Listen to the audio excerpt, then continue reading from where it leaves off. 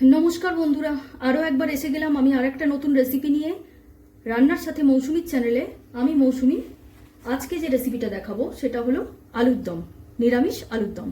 तो निरामिष आलुर दम करते गेले की उपकरण लागबे सेटाओ एकटु देखिए दिচ্ছি आमी। एखाने आमी कड़ाई तेल दिए रेखेछि, सर्षेर तेल गरम हये गेছে রীতিমতো। तार मধ্যে आमी एखान থেকে एके एके देखिए दिই। एखाने 3 किलो छोटो आलू सेদ্ধ করে রাখা আছে। আর এখানে কি কি আছে একটু বলে দিচ্ছি। নুন আছে, চিনি, ছোট করে কাটা টমেটো কুচি, আদা বাটা, ধনেপাতা কুচি, কিশমিশ জলে ভিজিয়ে সেটা তুলে রেখেছি। গোটা ফোড়ন দেবো গরম মশলার মধ্যে। গোটা গরম মশলার মধ্যে ছোট এলাচ, লবঙ্গ, তেজপাতা, একটু দালচিনি আছে আর শুকনো লঙ্কা গোটা। এখানে আছে জায়ফল গ্রেট করে রাখা আছে অল্প। এটা হচ্ছে চাট মশলা, कसुरी मेथी ड्राई रोस्ट करा आछे। एखाने आछे चेरा काँचा लंका, काँचा पाका लंका आछे और गंधराज लेबुर ओपरे सबुज खोसाटा ग्रेट करे राखा आछे। और एखाने एकटा भाजा मशला आछे, सेटा हलो गोटा धने, गोटा जिरे और गोटा गरम मशला, तार मध्य लवंग, एलाच, दारचिनी दिए ड्राई रोस्ट करे राखा आछे।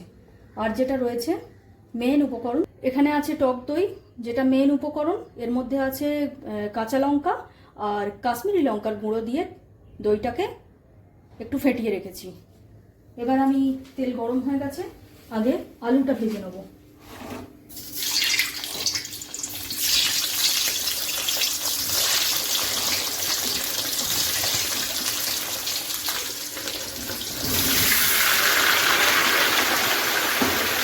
একেবারে দিয়ে দিলাম আলুগুলো।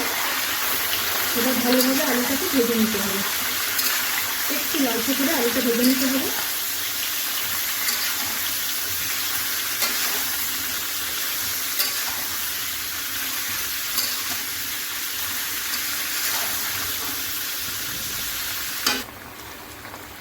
আলুগুলো ভাজা হয়ে গেছে, এবার আমি আলুগুলো তুলে নিই।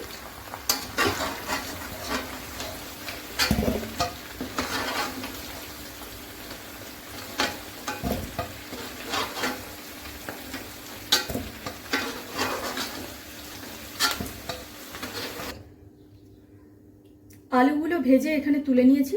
এবার আমি ফোড়ন যেটা দেখিয়েছিলাম প্রথমে, সেই ফোড়নটা শুকনো লঙ্কা, তেজপাতা আর গোটা গরম মশলার ফোড়নটা দিয়ে দিলাম। একটু ভাজা ভাজা হবে, গন্ধটা বেরোবে ফোড়নের।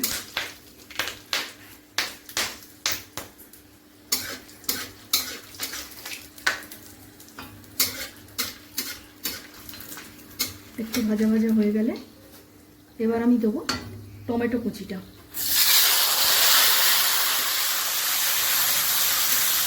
টমেটো কুচিটা আমি একটু পরিমাণে কমই দিয়েছি, তার কারণ যেহেতু টক দই দিয়েছি তো অতিরিক্ত মাত্রার টমেটো কুচি দিলে সেটা টক হয়ে যেতে পারে।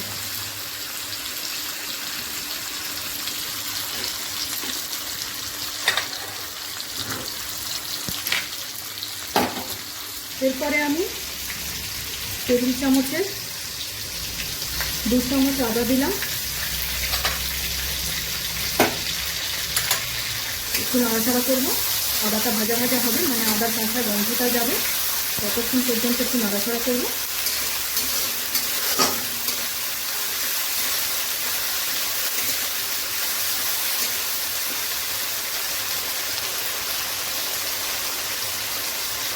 আমি কিছুটা ধনে পাতা কুচি এখন দিয়ে দিলাম, গন্ধটা যাতে আসে তার জন্য।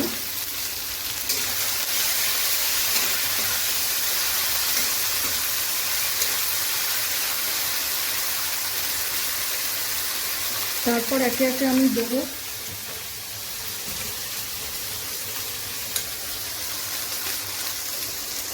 একটু জায়ফলের গুঁড়ো দেবো, সামান্য পরিমাণে দেবেন, ছোট 4 চামচের 1/2 চামচ মতো দেবেন জায়ফলের গুঁড়ো। যে ভাজা আলু রেখেছিলাম, আমি তুলে রেখেছিলাম, সেই আলুটা ঢেলে দিলাম।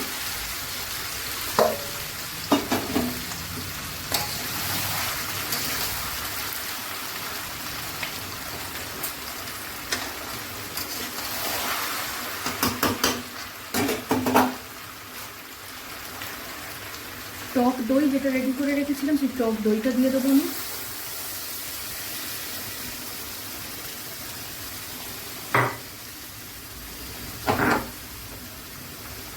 কিশমিশটা জলে ভিজিয়ে যেটা রেডি করে রেখেছিলাম সেটাও দিয়ে দিচ্ছি।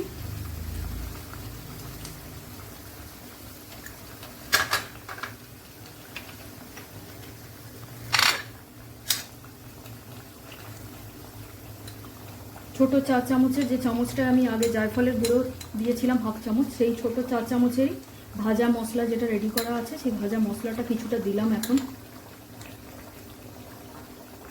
যেহেতু আলুর পরিমাণটা বেশি তাই আমি একটু বেশি করেই দিলাম, এই ভাজা মশলার ওপরেই টেস্টটা আসবে।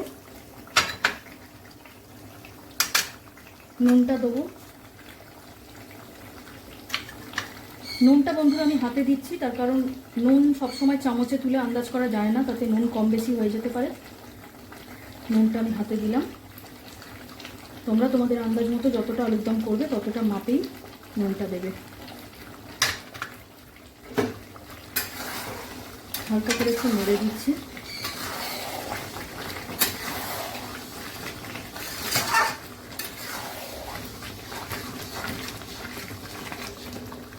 অতিরিক্ত মাত্রায় ওপর থেকে বেশি ঘাঁটাঘাঁটি করতে যাবে না, তার কারণ যেহেতু সেদ্ধ আলু, আলুগুলো নষ্ট হয়ে যাবে ভেঙে গিয়ে। তাই মাঝখানে খুন্তি চালিয়ে জাস্ট এরকমভাবে ধরে যাতে না যায় মাঝখান থেকে, এইভাবে নাড়াতে হবে।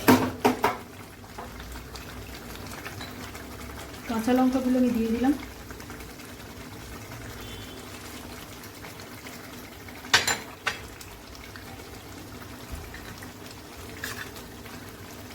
ছোট চা চামচটার মাপে একটু চাট মশলা দিয়ে দিচ্ছি।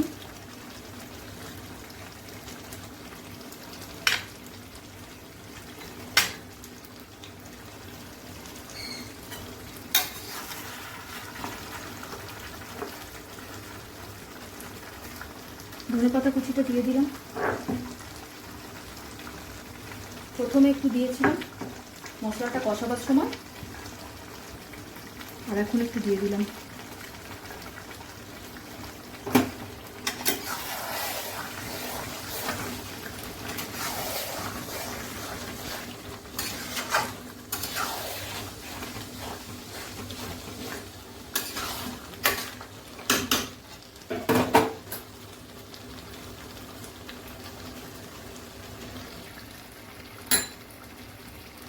চিনিটা আমি দিচ্ছি, যেহেতু নিরামিষ আলুর দম একটু চিনিটা বেশি করেই দিতে হবে পরিমাণে।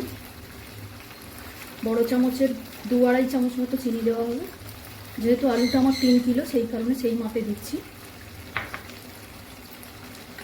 নামাবার সময় হয়ে গেছে আমার। ভাজা মশলার গুঁড়োটা আরেকটু ছড়িয়ে দিলাম।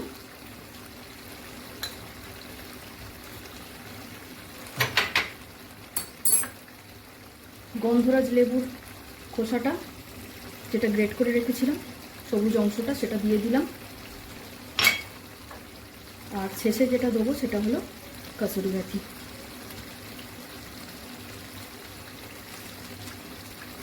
বড় চামচের 2 চামচ মতো দিয়ে দিলাম।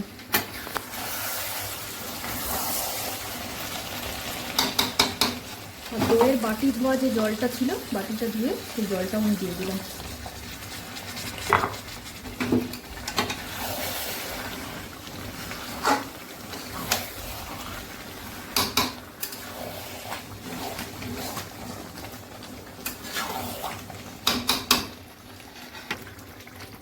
রেডি হয়ে গেছে আমার আলুর দম। এবার আমি নাবিয়ে নিয়ে তোমাদেরকে দেখাচ্ছি।